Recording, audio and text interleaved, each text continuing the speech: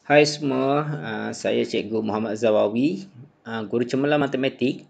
Okey, untuk video ini cikgu akan kongsikan bagi tajuk Matematik Tingkatan 4, bab 5 rangkaian dalam teori graf untuk bahagian 2.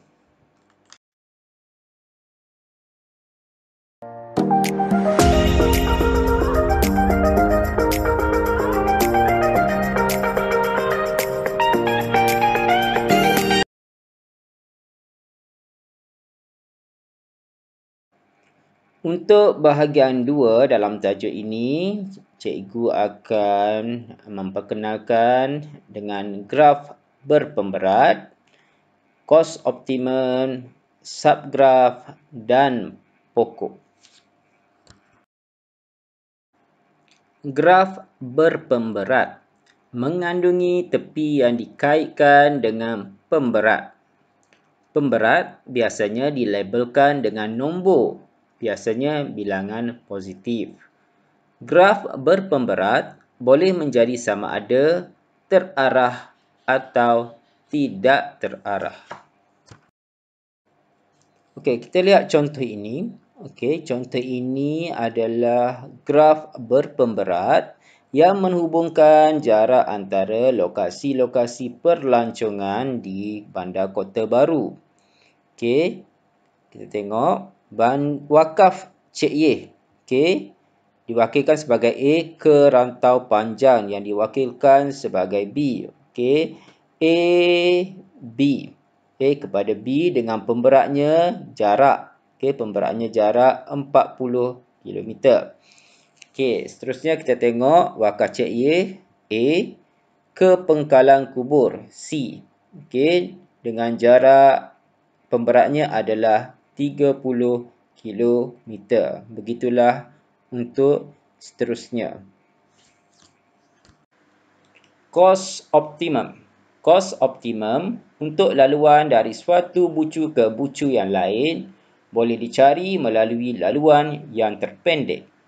Laluan terpendek merujuk kepada laluan antara dua bucu dengan jumlah pemberat untuk setiap tepi yang terlibat adalah minimum. Pemberat bagi suatu tepi mewakili kos atau jarak di antara dua bucu. Kos merujuk kepada masa, jarak dan perbelanjaan. Okey, kita lihat contoh untuk kos optimum bagi gambar rajah ini. Gambar rajah ini meminta untuk mencari kos optimum untuk bergerak dari A ke D. Okey, kita lihat pada gambar rajah ini. Okey, untuk A kepada D terdapat 3 laluan. A, B, C, D, A, B, D dan A, E, D. Okey, kita tengok laluan yang pertama, A, B, C, D. A, B, C, D. Kosnya adalah 5 tambah 1 tambah 1. 5 tambah 1 tambah 1. Kosnya adalah 7. Okey, laluan yang kedua, A, B, D. A, B, D. Kosnya 5 tambah 4. 5 tambah 4 sama dengan 9. Okey, laluan yang ketiga adalah AED. AED. Kosnya adalah 7 tambah 6. 7 tambah 6 sama dengan 13.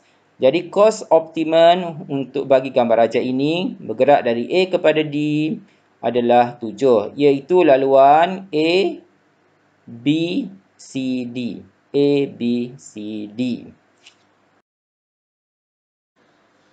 Subgraf. Sebahagian daripada graf dipanggil subgraf. Tidak semua bucu dan tepi dalam graf G akan berada di subgraf. Tetapi jika bucu tersebut ada di dalam subgraf, ia mesti mempunyai bucu yang sepadan di G. Sebarang tepi yang mengaitkan dua bucu dalam subgraf juga akan mempunyai kaitan yang sepadan dalam G. Okey, kita lihat contoh. Okey, sekarang kita lihat contoh bagi subgraf. Okey, ini graf G dan ini graf G1.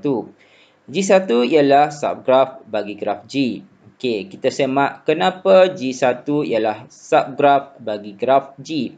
Okey, kita lihat di sini. Okey, tepi AF. Okey, ini graf G. AF. AF ada. Okey, ada. FD. FD ada pada graf G. DE. DE pun ada pada graf G. Dan EF. EF pun ada pada graf G. Maka G1 adalah subgraf bagi graf G. Okey, graf G2. Graf G2 bukan subgraf bagi graf G. Kenapa? Okey, kita lihat di sini. Graf G2. Okey, kita lihat AB. AB, tepi AB ada. Okey, tepi BC ada. Okey, apa yang menjadikan graf G2 bukan subgraf adalah kerana tepi AD. Okey, tepi AD tidak berkait. Okey, tidak berkait kerana sepatutnya ada bucu F di sini. Sepatutnya ada bucu F di sini untuk menjadikan graf 2 subgraf. Okey. Jadi kesimpulannya graf G2 ini bukan subgraf untuk graf G. Okey, seterusnya kita belajar berkaitan dengan pokok pula. Okey, pokok ialah graf tak terarah. Okey, graf tak terarah adalah tiada anak panah yang tidak mengandungi sebarang gelong.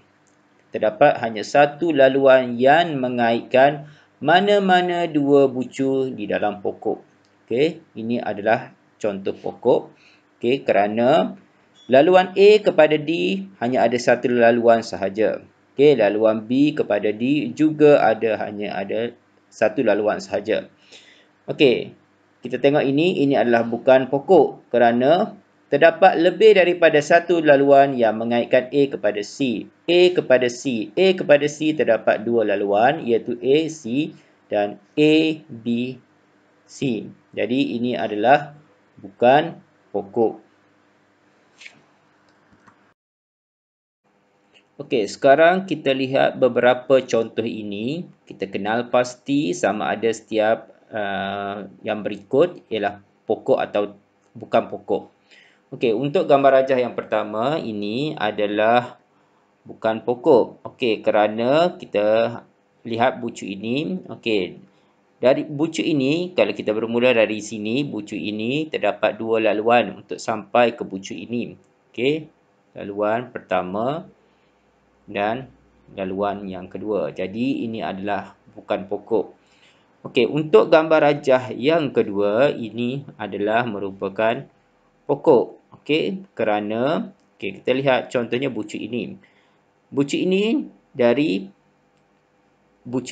hanya ada satu laluan sahaja. Bucu ini dari sini hanya ada satu laluan sahaja. Bucu ini dari sini hanya ada satu laluan saja untuk sampai ke bucu ini. Jadi ini adalah pokok. Okey, untuk gambar rajah yang ketiga, ini jelas adalah bukan pokok kerana terdapat gelong di bahagian ini. Okey, terdapat gelong di bahagian ini dan ini gelong. Okey, dan yang kita lihat contoh yang keempat, gambar rajah yang keempat, ini adalah pokok. Okey, kerana jelas di sini. Okey, jelas di sini hanya terdapat satu laluan saja. Contohnya bucu ini dari sini satu laluan, dari sini satu laluan, dari sini satu laluan, dari sini satu laluan, dari sini satu laluan sahaja. Okey, yang keempat, yang kelima, okey, ini adalah pokok juga. Okey, contohnya kerana dari untuk bucu ini, contohnya bucu ini, katakan kita bermula dari sini. Hanya ada satu laluan. Okey, katakan kita bermula di sini. Hanya ada satu laluan. Okey, katakan kita bermula di sini. Hanya ada satu laluan untuk sampai ke bucu ini. Okey, begitulah bucu-bucu yang lain. Dan yang terakhir sekali adalah bukan pokok kerana kita jelas di sini bucu ini. Kalau kita bermula di sini, terdapat dua laluan. Okey.